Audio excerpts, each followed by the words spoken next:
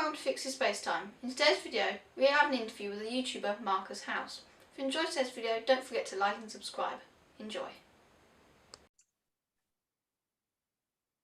Can you tell everyone a bit about yourself?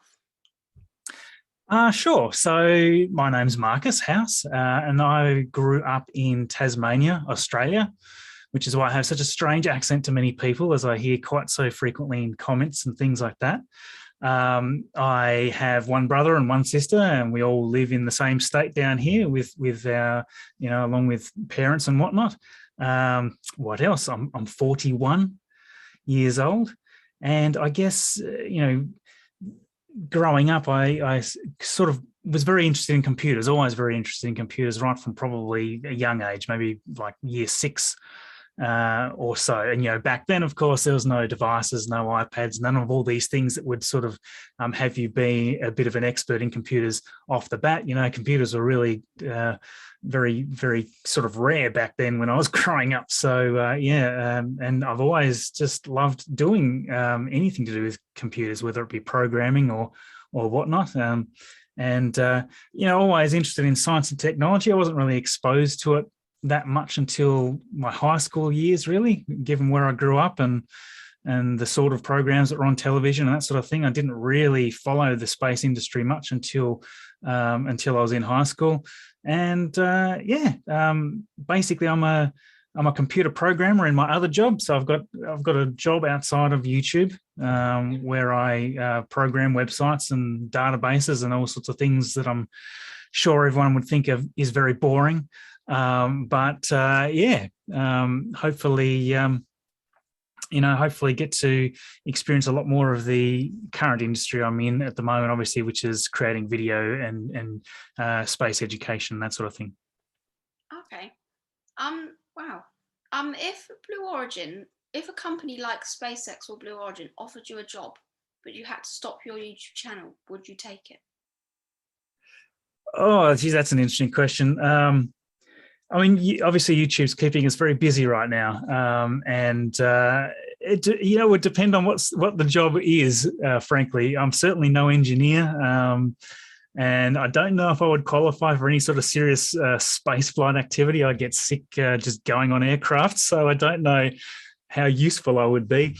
But obviously I love learning and talking about broader topics. So if I was part of an educational part of their team or a web development part of their team, maybe. It really depends. Wow. Okay. For those who don't know, and for people who aren't subscribed to your channel, don't watch your videos, can you tell those people a bit about what kind of things you do on your YouTube channel? Oh, sure. Well, I'm essentially a space enthusiast, I guess. So we're always looking at everything going on in the space industry and, seeing some of that wonderful footage out there. And also a lot of the material that other great creators are making as well that sort of support those, those ideas and thoughts and whatever the news is at the time. And we just love talking about it and sharing it and spend a lot of time, obviously, researching and editing, script writing and editing to try to make that as appealing for somebody as we can. And we release videos every week, religiously, every Saturday morning, US time. There's a video there from me. We haven't missed one now in almost 2 years. So, you can pretty much take that to the bank, I guess. We really just want to be very consistent. So even if we're on holiday, we've usually still got something that's queued up, ready to go. So that's the sort of channel we run. We obviously talk a lot about SpaceX. SpaceX is the flavor of the space industry at the moment. I find lots of other things equally as exciting, but SpaceX tends to get the enthusiasm from the community. So that's one of those things that wasn't so much by choice, but more by audience. The audience dictates what we talk about to a degree. You can tell straight away what people want to watch and see from the analytics. So yes, although I love all space stuff, we certainly do have a focus on SpaceX. Okay. I've looked back at some of your older videos that started kind of 5 years ago. What inspired you to kind of start a channel? It's kind of a strange story, actually, with my other job, which was in web development. Once again, one of our clients one day just asked how they put a video on YouTube, and I didn't know. I'd never done it before, so I went home and researched it a little bit, and I had this game that I'd been playing for a little while called Kerbal Space Program, and I just took a couple of screen captures of me playing this thing and uploaded it. I actually didn't even mean to make it public. And what happened was I'd sort of come back and I'd said publish or whatever the term is, or whatever the term was back then, hit publish, and a week later I had emails and comments and stuff from people that had watched this video. I'm like, oh man, I didn't even mean to make this thing live, so maybe I should actually make one and put some effort into it. So I made one, and there was more comments and more views from that, and made another and another, and before I knew it, 3 years had passed, and I was making Kerbal Space Program content every week, and had grown quite the audience at that stage. I think somewhere around the order of 30,000 subscribers or something like that. Ever since then, it's kind of evolved. Kerbal Space Program was starting to get a little less popular. Wasn't quite getting the views it used to, so we started doing a few more, a few other types of content, such as talking about some stuff that SpaceX were doing. SpaceX had really just landed on drone ships and things back then, and land, come back to land on land for the first time with Falcon 9. So we were all very excited about that. Made a few videos in that area. Started doing simulations in Kerbal Space Program around doing this exact thing, especially when Falcon Heavy took off, and it all sort of evolved from that. And then we got into space news, and before we knew it, the audience had just dived right in on that, and the channel sort of exploded. Within a year, we doubled the subscriber base to 100,000, and within the next year we were well over 200,000, currently up around 300 and something. It's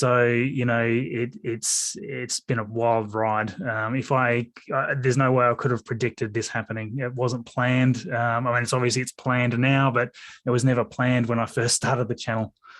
Wow, channel has grown quite a lot in the last 5 years.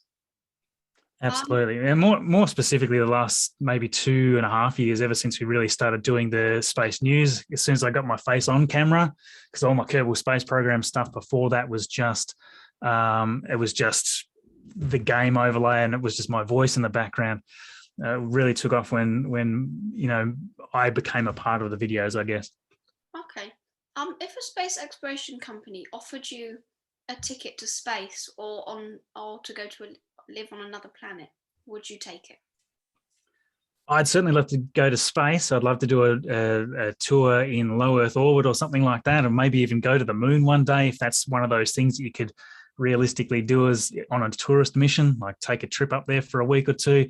That's a long way down the track. I certainly don't see myself going to Mars or anything like that at any point, not unless it's a return trip, and that it's there's been thousands of people go before me.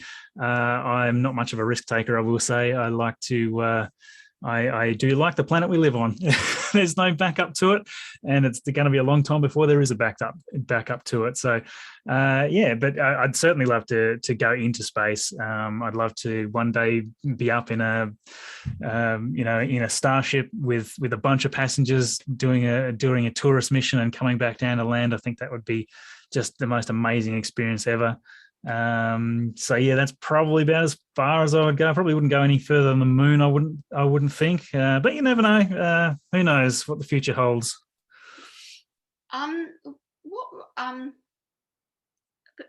You've heard people probably saying that we should be focusing on problems on Earth before space. What's your opinion on that? Yeah, look, I get this comment several times every week, at least in my comment threads whenever we put a video up. And look, it's a fair point. People want things to be better on Earth here, and it's not something that I think, it's not a misguided request to have things fixed up. We've got a lot of problems. There's a lot of systemic issues with, just wage disparity. People can't, most of the population can barely afford to get by, while this tiny percent of the population have got all the funds.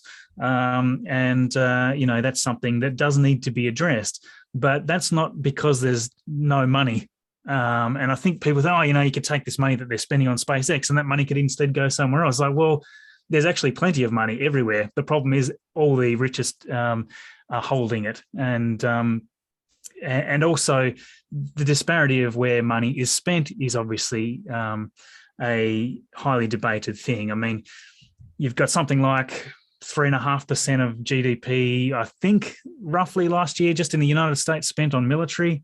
Whereas that's like something like $700 billion, something like that. Whereas I think, don't quote me on these numbers. You'd have to look up the latest results. I may not be 100% correct in these numbers, but for space, I think it was something on the order of 22 billion. So compared to the military budget, like the space budget is nothing. It's a tiny fraction of it. So if anyone was going to have any argument about where we should pull money out to spend in making things better on Earth, that would be the first place I'd be looking at probably taking it from. The thing is with space as well, every dollar that's spent in space exploration actually returns money. It's money that it's like an investment. Everything that's spent in space comes back in some form, whether it be in technology that we all use, making everyone's life better in some way. Most of all the technology that we use, the technology we're using right here, right now, is largely because of space exploration and what's been possible. Things like GPS, all these things have all come from space exploration and research. It's not just exploration is a part of it, but the research to get the technology to do these things is what actually makes life better here for everybody on Earth. So it's kind of a misguided argument to say, we shouldn't be wasting this money. It's like, this money isn't a waste. This money returns industries. It returns so much more than what we spend into it. And if we could spend 10 times the amount, I would 100% agree that that's a great thing to do, because it would all make our lives better in some way. Space exploration it's critical to who we are as a race, as a species. We didn't become humans by sitting in the swamp and never moving. We explored. We crossed rough seas. We found new countries. It wasn't always a simple ride. And it's also not going to be a simple ride to colonize other worlds, whether it be the moon as a stepping stone or Mars. All of these things required risk. It required, to a degree, death. There was plenty of people that died trying to find other worlds, trying to find other, continents and countries and that sort of thing. These things aren't zero risk. There is devastating results in exploration, and it's worth it. Otherwise, we wouldn't be here. So it's one of those things that, to get off our planet. Like at the moment, we're another creature, just like everything else in this world. We're a creature that is smart enough to be able to ask these great questions and to be able to explore, but we aren't able to yet say that we are superior to everything that's come before us here on this world, because we've never left the world. And until we do that, we've got zero chance of breaking that next epoch-defining moment. You've got from Stone Age to Bronze Age, computer ages, all these sorts of things that we've gone through so far. This, as soon as we get off our planet, that is epoch-defining. And what better goal is there? What better thing could you spend money on? Anyway, that was much too long an answer for the question. In short, there's plenty of money to fix the world's problems. The actual problem is the correct financial structure and government incentive to actually fix the problems. There's money everywhere. It just has to be taken from various locations. That doesn't mean we have to stop space exploration or stop scientific research or stop whatever. We just need to be smarter about how we distribute funds. Yeah. Okay, that's a brilliant answer. Thank you. What rocket launches have you watched in person, and which ones would you like to watch in person? Oh, well, this is embarrassing. I've watched none ever in my whole life. I've never seen a live launch. I've seen plenty of streamed launches. I've just never had the opportunity. Living in Australia, we've really got no space industry here at all worth anything much. We're trying to get some simple solid rocket boosters to some solid vehicles to deliver some small satellites, and that's about all we're doing. We haven't even got that far here in Australia. Until just recently, I didn't have the capability to travel to the other side of the world. I just didn't have the funding to do it. Now that I've got the funding to do it, we've got a pandemic and I can't get anywhere. So, at some point soon, I am going to watch a live launch, and hopefully from anywhere. I'd love to be at the Cape. I'd love to watch anything from United Launch Alliance, or, I would love to see a Delta IV Heavy before it's gone. And that window is closing very fast. Obviously, I'd love to see a Falcon Heavy. I'd love to see a Starship. I really would like to see Rocket Lab do its thing, and we're really not far from New Zealand. Really would have loved to have seen a shuttle, but that's gone, obviously. And hopefully we'll see the space launch system taking off, and we hope to get at least a few launches out of it before it's redundant. So we'll see how we go there. But yes, I'm going to make my way over to Cape Canaveral or Boca Chica or whatever, and as soon as we can. Cool. Would you ever stop your YouTube channel to go and do something else, maybe that you're more passionate in, but still do space? I'm pretty passionate in what I'm doing right now. I will say I can't sort of think of what I could do that's any more beneficial than what I'm doing right now. That being said, there is a lifetime to a YouTube channel. The channel won't be around forever. You've only got to look at any YouTube channel from 10 years ago, and they've either changed drastically or they've disappeared completely. So, maybe there'll be other channels that I'm involved in, or maybe I'm more directing channels. I don't know. But I think we just need to see what happens in the future. I'm confident that space news and everything that's going on right now, provided that this space race continues, this new commercial space race continues, that the enthusiasm for the audience is going to remain. I've been a massive fan of Scott Manley in the past. He's been doing this a long time and he's still going strong. If I could get anywhere near that lifetime out of the channel, I would be absolutely stoked about that. And to be honest, if it lasts that long, I'll be in my 50s and, getting close to retirement age and stuff anyway. So, we'll see. Hopefully then I can do those things more, maybe cut back a little bit, but do them more as a hobby. But yeah, we'll see. There's certainly no plans at the moment to stop what I'm doing, put it that way. Okay. What's your plans for the future? Just generally.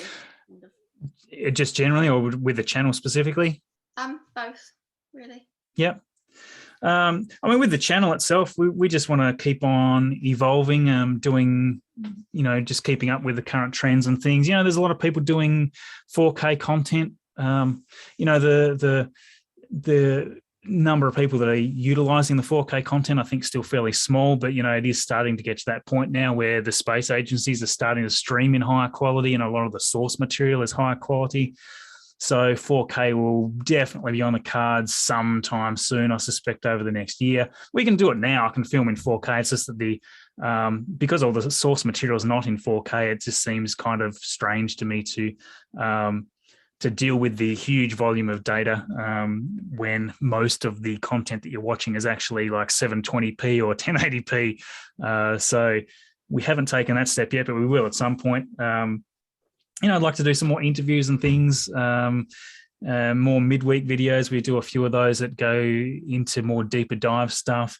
Just continuing to build up the awesome skills that we've got with our great team. We've got excellent people helping with scripting and editing, and really enjoying working with my crew there. And the more content we make, the more we can put into those initiatives. In terms of just personal stuff, I tend to want to focus a little bit more on the research and a little bit less on things like editing. So, handing some of those things around more and having it done probably better than I can do them, frankly, is something that is one of my goals as well. And of course, being with my awesome family, I've got 2 little boys, wonderful wife. So being able to spend just a little bit more time with them than I have been the last year would be a great thing too. So I'm trying to get a little bit of balance back again by offsetting some of that with some of the team that I've got now around me. So yeah, that's the short-term goal. Long-term, I can barely think about it at the moment. It's just so busy. I can barely think of what I'm going to do past next week. Cool. That's all the questions I've got for you today. Thank you so much for coming on here to answer my questions. You had some brilliant answers. Thank you.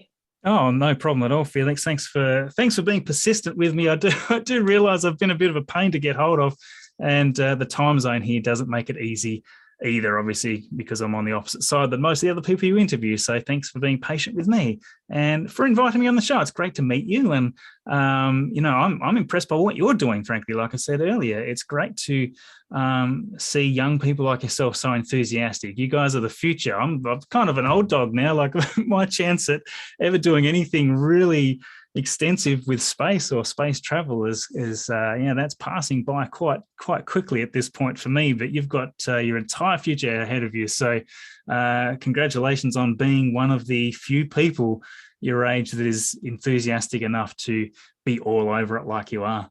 Thank you. No worries at all. All right. I hope you have a good rest of your day, and bye. Thanks for watching. No worries. We'll talk to you soon. Thanks, Felix. Subscribe. Bye.